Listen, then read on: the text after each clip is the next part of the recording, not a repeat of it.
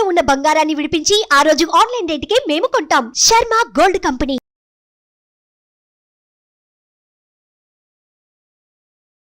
నమస్కారం, welcome to Suman TV. నేను గీతాంజలి. ఇవాళ మనతో పాటు ఉన్న అతిథి శ్రీ విద్యాపీఠం వ్యవస్థాపకులు, గత 45 సంవత్సరాలుగా శ్రీ విద్య ఉపాసనతోటి ఎంతో మందికి మంత్రోపదేశాన్ని చేసిన శ్రీ గురు కరుణామయ్య గారు ఉన్నారు.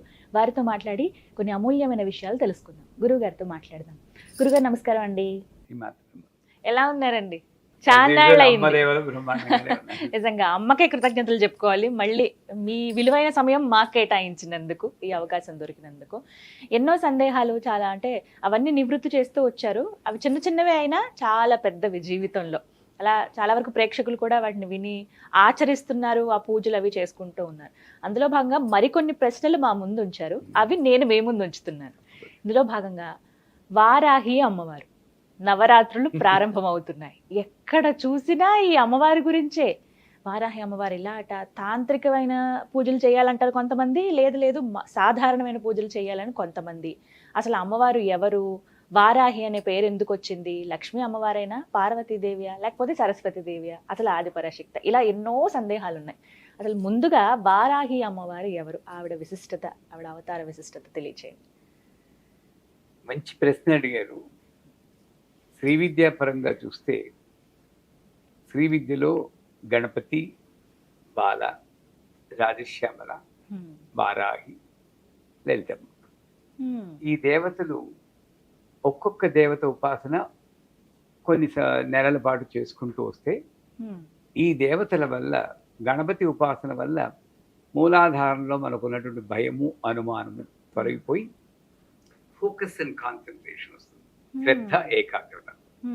దానికోసం 3 నెలలు ఉపాసన చేయాలి, 3-4 నెలలు. తర్వాత బాల ఉపాసన చేస్తే మనకున్న కోపాలు అన్ని పూర్తిగా పోయేవరకు. అందుకే క్రోధ నాశిన్యే నమః అన్నారు, క్రోధ శమన్యే నమః అంటారు, లోభ నాశిన్యే నమః అంటారు. ఆవిడికి తెలుసు కోపం పూర్తిగా పోదని. అంటే ఈ కామక్రోధాలని కొంచెం అదుపులో ఉంచడానికి బాల ఉపాసన ఇక్కడ ఏమిటంటే భగవంతుని పూజ చేస్తే ఇది మాత్రమే కాదు, ఇది కూడా మారాలి అన్నది మనకు తెలుసుకోవాలి. రాజశ్యామల ఉపాసన చేసినప్పుడు ఇక్కడ ఉంటుంది అనాహత.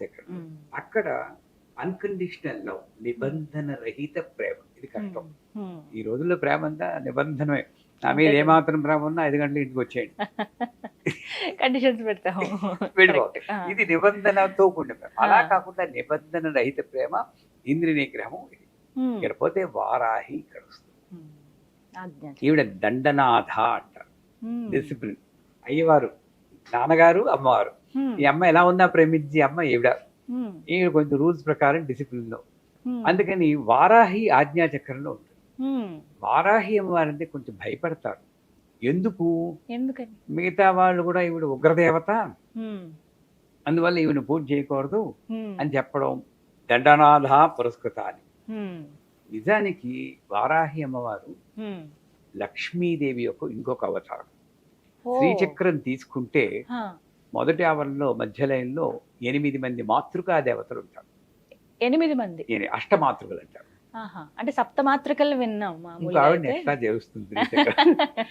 ఇది బ్రాహ్మి, మాహేశ్వరి, కౌమారి, వైష్ణవి, వారాహి, మాహేంద్రి, చాముండ, మహాలక్ష్మి. మహాలక్ష్మి ఇక్కడ ఉంటుంది మన కుడి పక్కనే ముందు భాగంలో, వారాహి ఇక్కడ ఉంటుంది. ఇద్దరు ఒక పక్కన ఉంటారు. మహాలక్ష్మి ఇంటికి కట్టిన తోరణాలలాగా, మామిడాకులు తోరణం, అరిట. ఇంట్లో వ్యాక్యూమ్ చేసుకోకుండా దుమ్ము దూరంలో ఉంది, బయట తోరణానికి ఉపయోగం ఉందా? ఈ ఇంట్లో దుమ్ము దోగరా ఉంది, బయట ఇలాంటి డ్రెస్సులు వేసుకుంటే ఏమైనా ఉపయోగం ఉందా? ఈ మంగళకరం మహాలక్ష్మి అయితే. వారాహి ఆవిడ ఫేస్ కూడా బోర్ ఫేస్ అంటారు ఇంగ్లీష్. దానికి ఒక కొమ్ము ఉంటుంది. ఆవిడ కొమ్ముతో లోపలికి తిరిగి ఒక పొక్లైన్ లాగా లోపల చెత్త అంతా తీస్తుంది. ఎక్కడ బయట కాదు, ఇక్కడే ఉంది. రాక్షసులందరూ ఇక్కడే ఉన్నారు, మనం బయట ఉన్నారు కూడా. ఈ చెత్త తీసి బయట ఇక్కడ క్లీన్ చేస్తుంది. సో శుభ్రం చేసి లక్ష్మి, అశుభాన్ని తీసే లక్ష్మి వారాహి అయితే, శుభాన్ని తీసే లక్ష్మి మహాలక్ష్మి. ఇద్దరు మనకు కావాలి.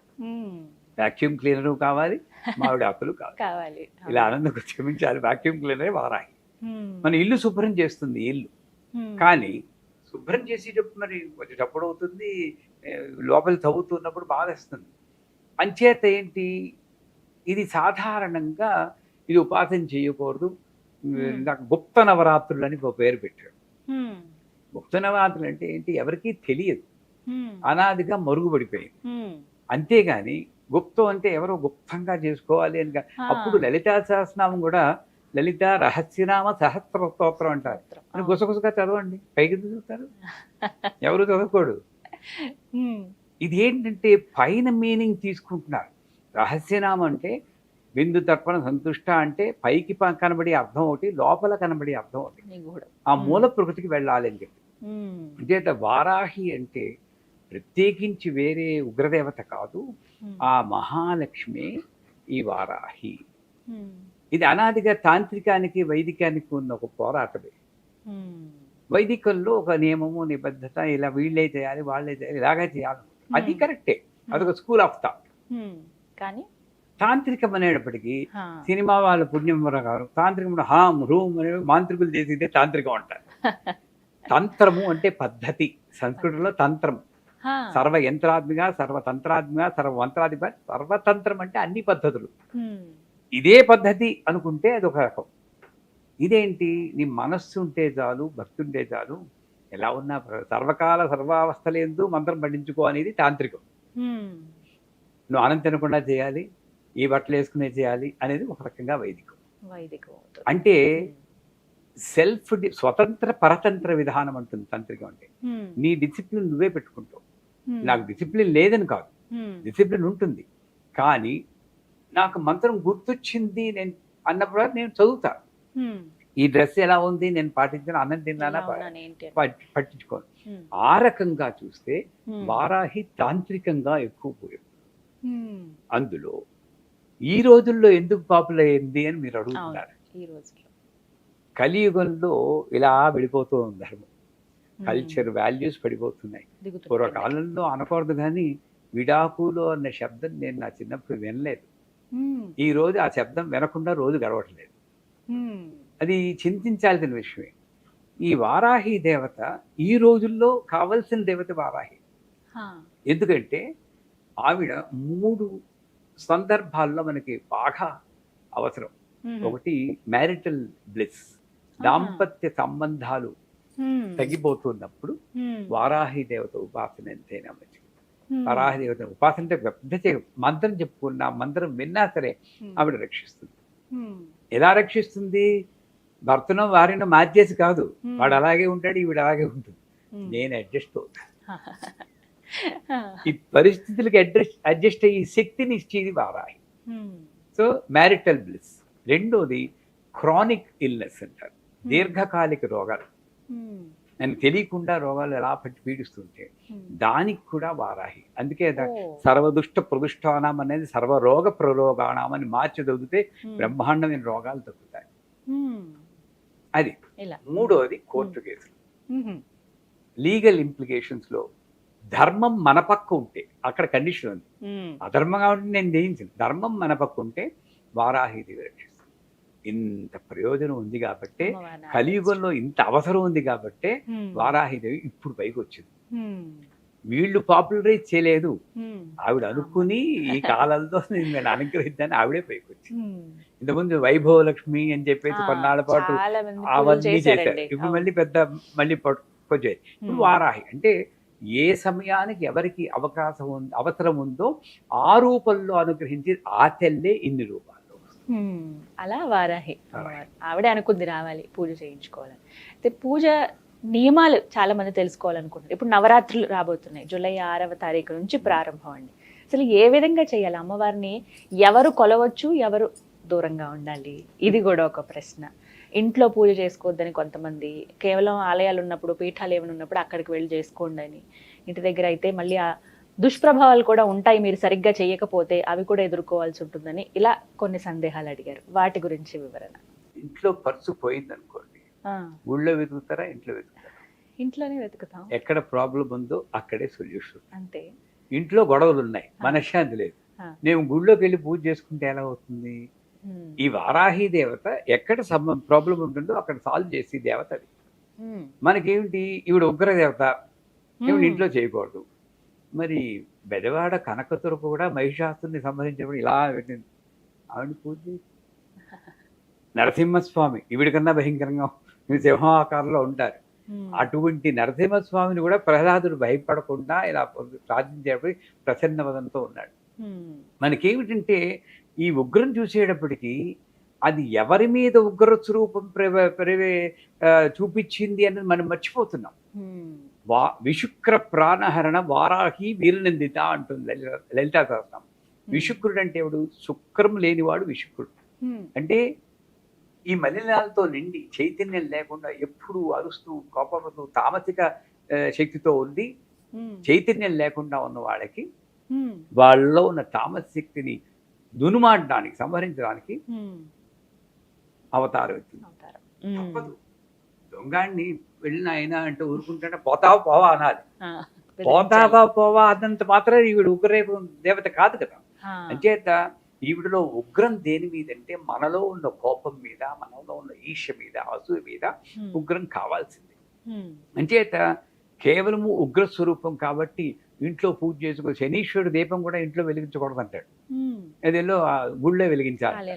ఇవన్నీ ఒక మిస్నోమర్స్ అనే నా దృష్టిలో. ఎందుకంటే వారాహి ఉపాసన నేను రోజు మేము చేస్తాం, మా శిష్యులు అందరూ చేస్తారు. వాళ్ళందరూ బాగానే ఉన్నారే. నువ్వు పూజ చేసినా చేయకపోయినా జరుగుతూనే ఉంటుంది. దీనికి దానికి లింకులు పెట్టేస్తుంటూ ఉంటాం. అంచేత జూలై 6 నుండి జూలై 14 ఆషాఢ శుద్ధ పాడ్యం నుండి ఆషాఢ శుద్ధ నవం వరకు ఈ వారాహి. గమనించాలంటే ఆషాఢ మాసం శూన్య మాసం, పెళ్లిళ్ళు చేయరు. అవునా కదా? ఏ పండుగలు పెద్ద ఉత్సవాలు ఏముండవు. ఇక్కడ శూన్యంగా ఉన్నప్పుడు వచ్చి ఇదే వారాహి. అక్కడ కూడా మనకి పండుగలు ఎక్కువ ఉండదు. శ్రావణ మాసం వస్తేనే అప్పుడు కళకళలాడుతూ మళ్ళీ వినాయక చవితి ఇవన్నీ వస్తాయి. వరలక్ష్మి వ్రతాలు, వినాయక చవితి, తర్వాత దసరాలు. ఈ శూన్యంగా ఏ భక్తి ఏమీ లేకుండా ఉన్నప్పుడు మైండ్ అటు ఇటు వెళ్ళడానికి ఛాన్స్ ఉంది. అందుకని శూన్యమాసంలో ఉన్న నన్ను ఉద్ధరించడానికి వచ్చినటువంటి లక్ష్మీదేవి వారాహి. అందుకని ఆషాఢంలో వస్తుంది. ఆషాఢ శుద్ధ పాడ్యం నుండి ఆషాఢ శుద్ధ నవం వరకు ఈవిడ్ని ఉపాసన చేయడానికి చాలా మంత్రాలు ఉన్నాయి. ఆ మంత్రాల పేర్లు విని కూడా మన వాళ్ళు భయపడిపోతుంటారు. ఉంటాయి మరి, బృహద్వారాహి, లఘువారాహి, కిరాత వారాహి, ధూమ్ర వారాహి, స్వప్న వారాహి అని. కిరాత వారాహి, ధూమ్ర అమ్మమ్మో అనుకుంటాం. వాటి జోలికి మనం వెళ్ళదు. లఘువారాహి ఉంది కదా, ఐం గ్లౌం వారాహ్యే నమః, ఇది లఘువారాహి. ఇది అందరూ అంటారు ఎవరు మంత్రాలు ఇలాంటి పైకి చెప్పకూడదని. అసలు అకారాది క్షకారాంత మాతృకావర్ణ స్వరూపిణి వైఖిరి వాక్ స్వరూపాయనవ అని లలితా సహస్రనామంలోను, త్రిశతిలోను అన్నిట్లోనూ చెప్తుంది. మీరు ఏం మాట్లాడినా ఆ నుండి క్ష వరకు అది మంత్రమే ఉంటుంది. మంత్రం బయటికి చెప్పకూడదు, మాట్లాడకుండా వద్దు నిజానికి.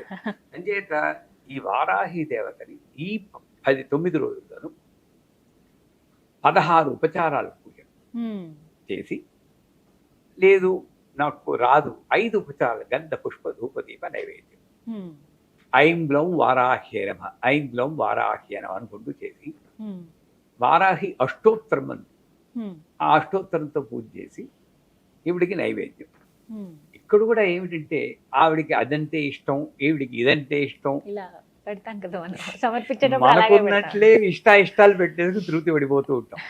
ఇక్కడ ఆవిడికి ప్రీతి లేదు, అప్రీతి లేదు, ధర్మము లేదు, అధర్మం లేదు, వీటికి అన్నిటికీ అతీతం, రూపాతీత, గుణాతీత, నామాతీత, తత్వాతీత, అతీతమైన భగవంతుని పట్టుకొని ఆవిడికి ఇదంటే ఇష్టం అంటే.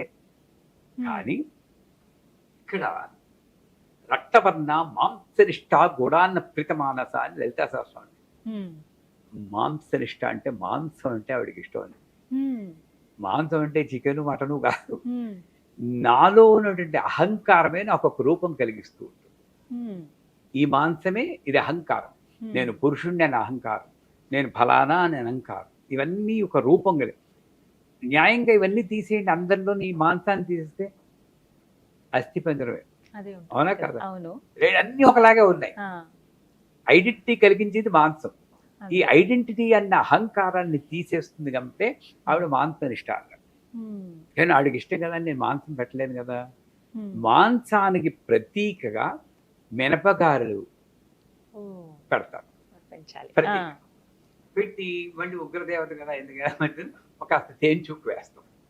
తేనెలో ముంచెల్లిన గారెలు ఆవిడకి నైవేద్యం పెట్టి, లేదా ఆవిడ కోపం ఉగ్రం, మన కోపం మీద ఆవిడ కోపం చూపించాలి కాబట్టి ఎరుపు రంగు అంటే ఆవిడకి ఆవాహన ఎక్కువగా అవుతుంది కాబట్టి దానిమ్మ గింజలు నైవేద్యం పెడతారు. ఈ దానిమ్మ గింజలు కానీ మినపగారులు కానీ తేనెలో ముంజలు కానీ నైవేద్యం పెట్టి యథావిధి పూజించి ఈ 9 రోజుల్లోనూ సువాసిని పూజ అని చెప్పి మీకు తెలియదు, అందరూ సుహాసిని పూజ అంటారు. తెలియకూడదు. సుహాసిని అంటే కమల్ హాసన్ వాళ్ళ అన్నగారు కూతురు, షారుఖ్ హాసన్ కూతురు. అందరూ తెలియ కూడా సుహాసిని పూజ అంటారు. ఇది సువాసిని పూజ. ఆ సువాసిని అంటే అక్కడ కూడా మిస్నోవర్, కాస్త అందంగా ఇలా పట్టుచీరలు కట్టుకుంటే వాళ్లే సువాసిని అనుకుంటారు. ఈ ఆకారంతో కాకుండా సువాసన అంటే మంచి కర్మలు మంచి ఆలోచనలో ఉన్న ప్రతి వాళ్ళు సువాసనలే. అది పూర్వ సువాసన ఇప్పుడు సువాసన కూడా పట్టించుకోకూడదు న్యాయంగా.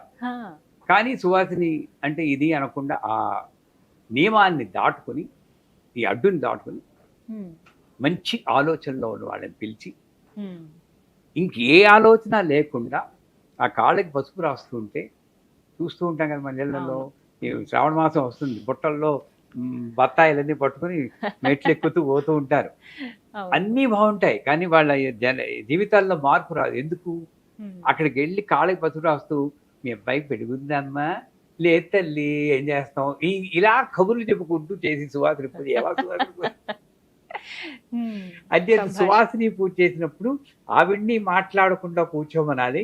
అమ్మ కళ్ళు మూసుకుని కూర్చొని అమ్మవారిలా కూర్చోడు తల్లి అని జపం చేసుకోండి.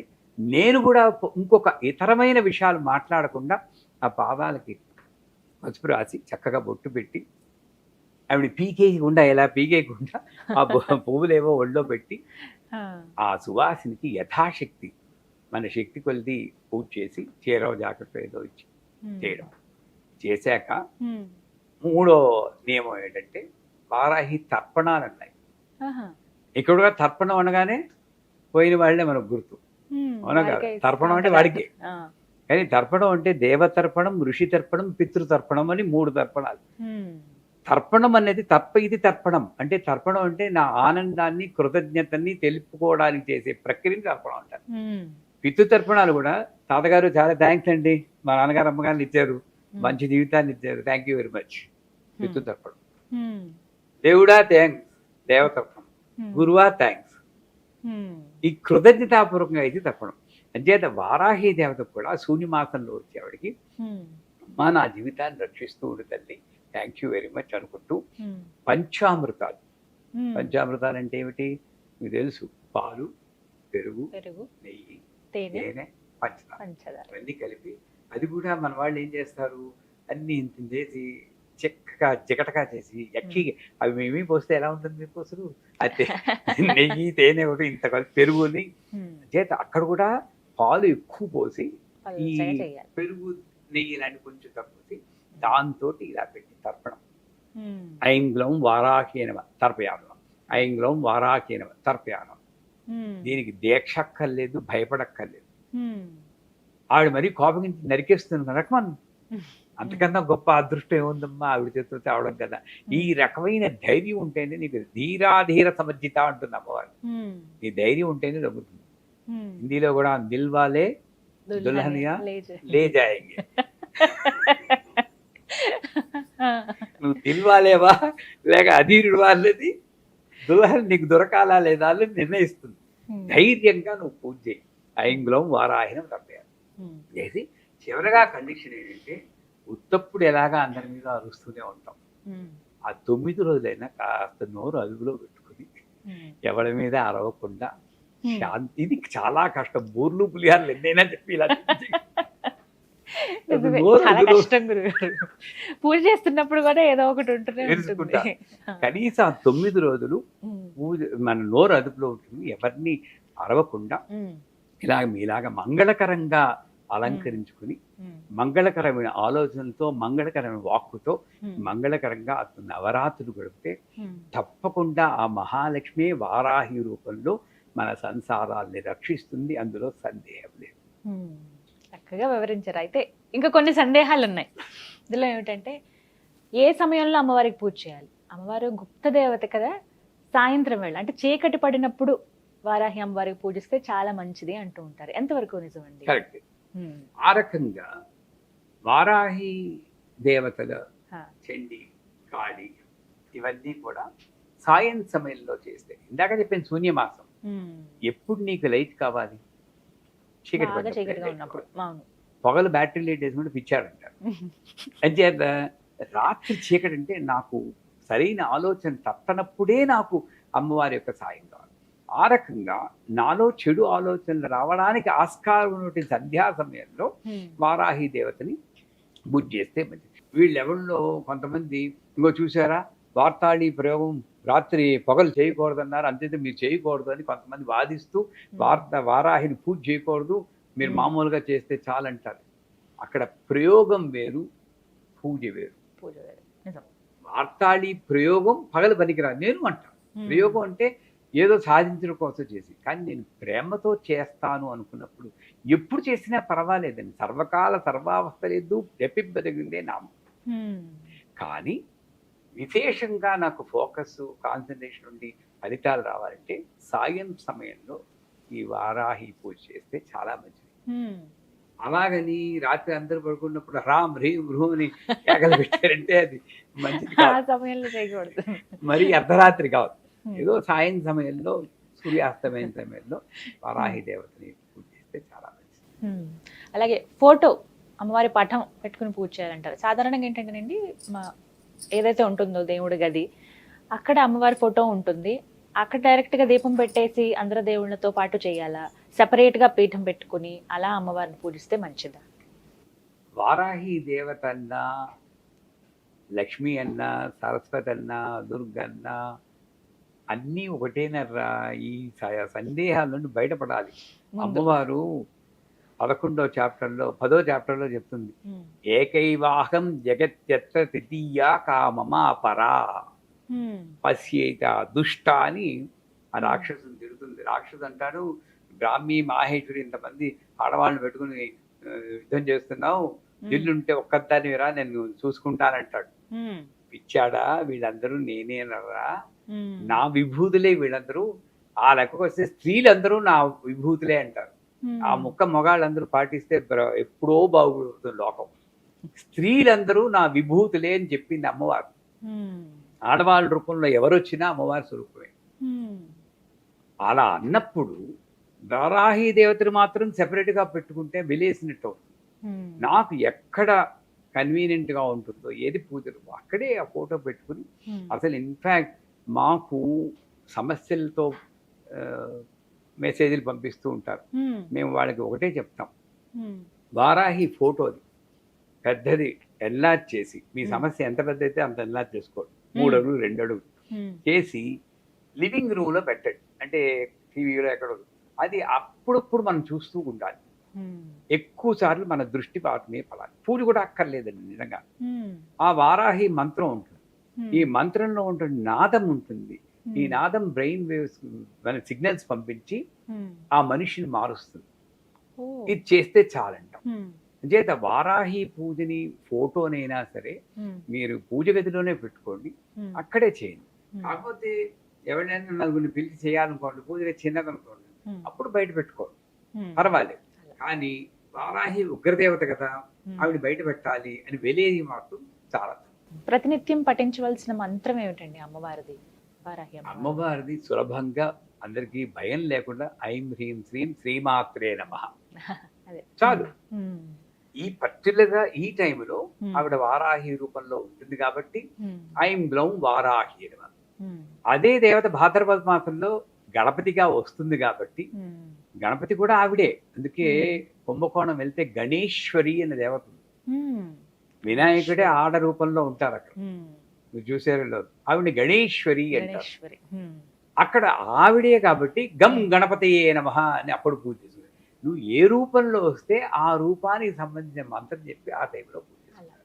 లేదు అసలు ఈ గొడవంతా మనకెందుకు, శ్రీమాత్రే నమః అనే సింపుల్ మంత్రం అయితే ఈ భయం పడక్కర్లేదు.